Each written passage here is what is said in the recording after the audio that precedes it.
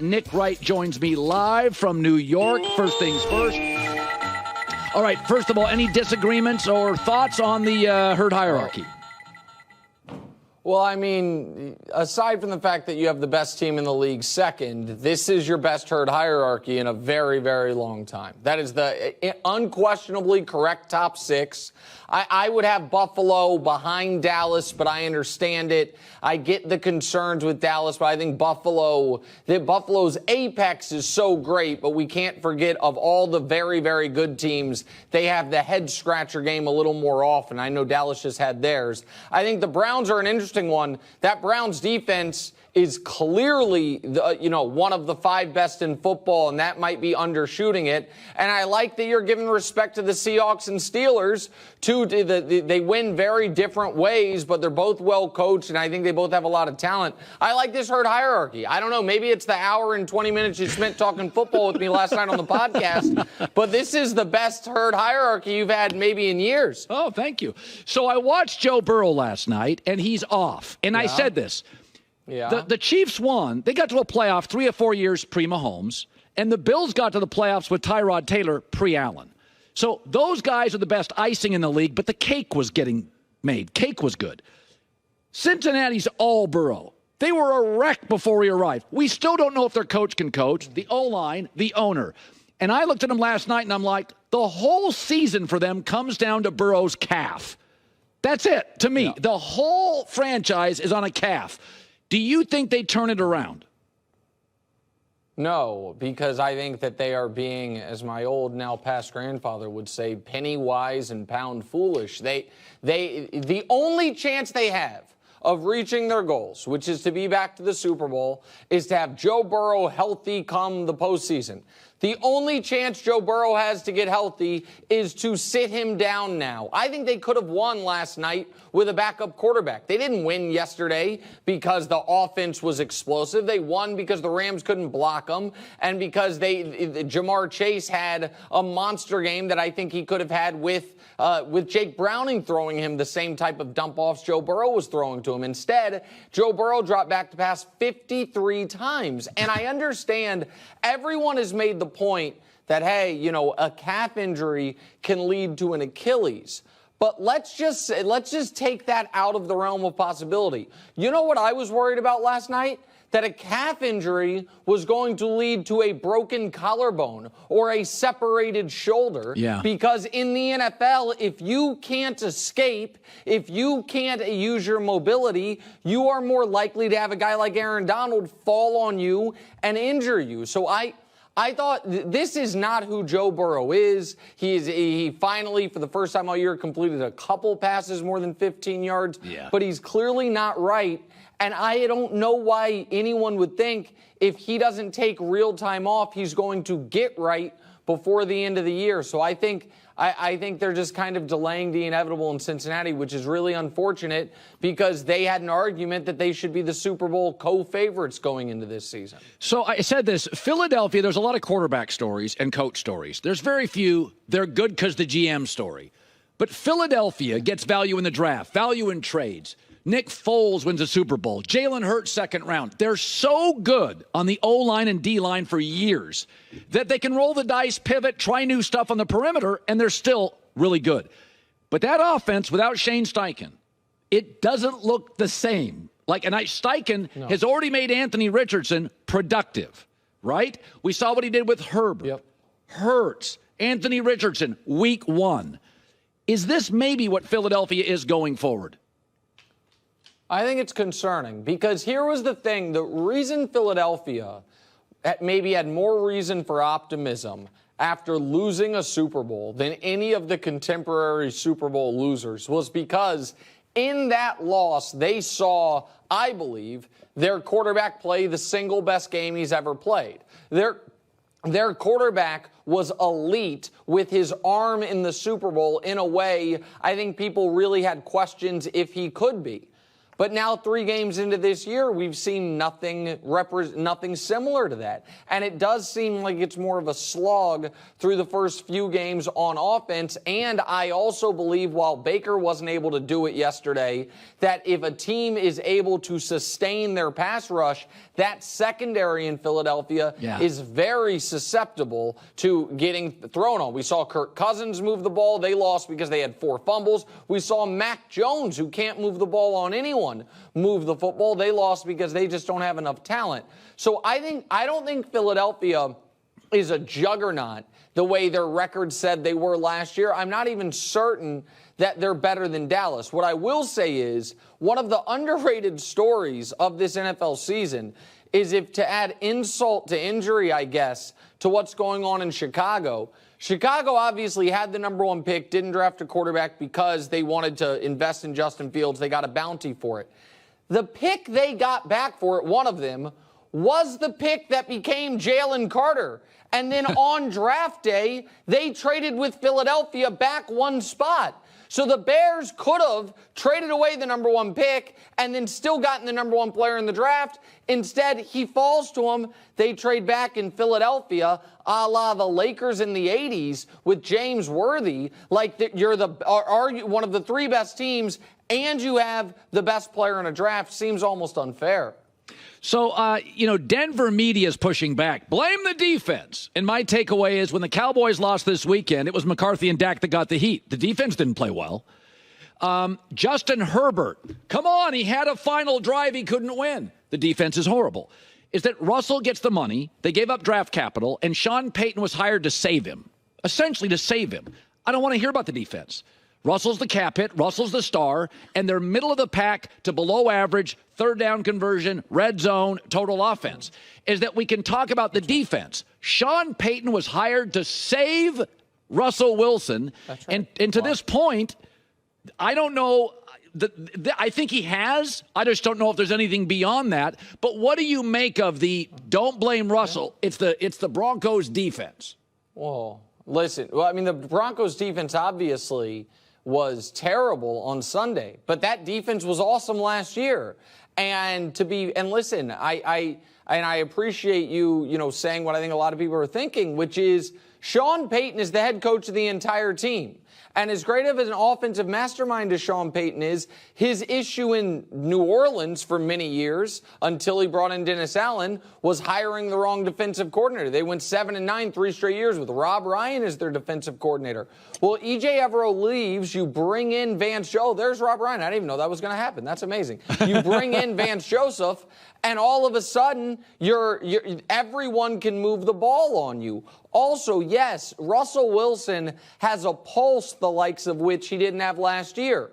But they still are already talking about pre-snap penalties like last season, having second-half meltdowns like last season. And I don't know about you, Colin, I thought it was really odd. And Xavier Howard, a Miami Dolphins player, pointed this out.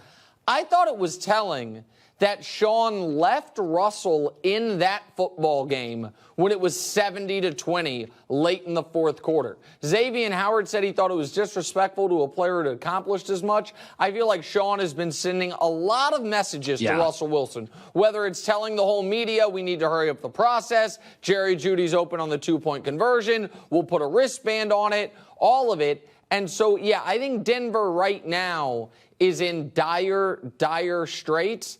And this is where you remind everyone that 5-year contract extension they signed Russell to has not started yet. Yeah. It starts next season. So even if Sean wants to bench him, which I think he will, that is a nearly impossible contract to get off of. I think they're stuck, Colin.